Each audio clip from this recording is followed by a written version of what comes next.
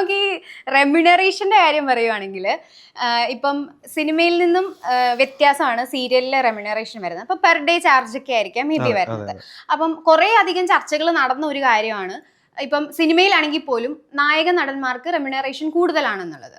പക്ഷെ അത് സീരിയലിലേക്ക് വന്നു കഴിയുമ്പോൾ അത് നടിമാർക്കാണെന്ന് കേട്ടിട്ടുണ്ട്. അതിലെന്തെങ്കിലും വാസ്തവമുണ്ടോ?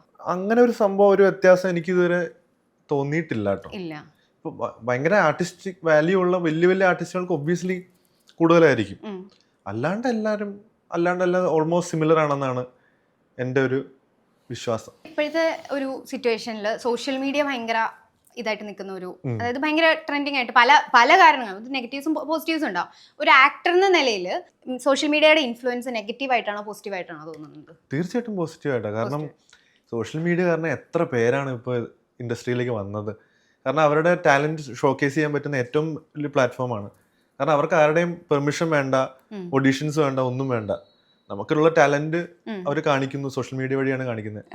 അതുവഴി എത്രയോ പേരാണ് ആൾക്കാർക്ക് അറിയാൻ പറ്റും, ഇങ്ങനെ ഒരാളുണ്ട് എന്നറിയാൻ പറ്റും. അത് ഭയങ്കര പോസിറ്റീവാണ് തീർച്ചയായിട്ടും. ഞാനൊരു കുറച്ചൊരു ക്വസ്റ്റ്യൻസ് പോലത്തെ ചോദിക്കാം. ഇപ്പം ഞാൻ നേരത്തെ ചോദിച്ച പോലെ നായകനായിട്ട് ചെയ്തു, ഒരു വില്ലൻ വേഷം വന്നാലും ചെയ്യാൻ താല്പര്യമാണോ? അത്രയും അടിപൊളിയാണെങ്കിൽ ചെയ്യാൻ മൂവിയിൽ തീർച്ചയായിട്ടും താല്പര്യമുണ്ട്. എനിക്ക് ഭയങ്കര ഇഷ്ടമാണ് മൂവിയിൽ. അത് ആദ്യം കിട്ടുന്ന ഒരു റോൾ അതായിരിക്കണേ എന്ന് ഞാൻ ആഗ്രഹിക്കാറുണ്ട്. രാഹുലിന്റെ ഏറ്റവും വലിയ പേടി എന്താണ്? പേടി കമ്മിറ്റ്മെന്റ്. അതാണ് എൻ്റെ ഏറ്റവും വലിയ പേടി. കാരണം അത് നല്ലതുമാണ് ചീത്തയാണ്. നമ്മളെ ഭയങ്കരമായിട്ട് തകർത്ത് കളയാനും പറ്റും അതിന്. പക്ഷെ ഭയങ്കര ഹാപ്പിനെസ് വരുന്ന ഒരു സംഭവം കൂടിയാണ് ഇത്.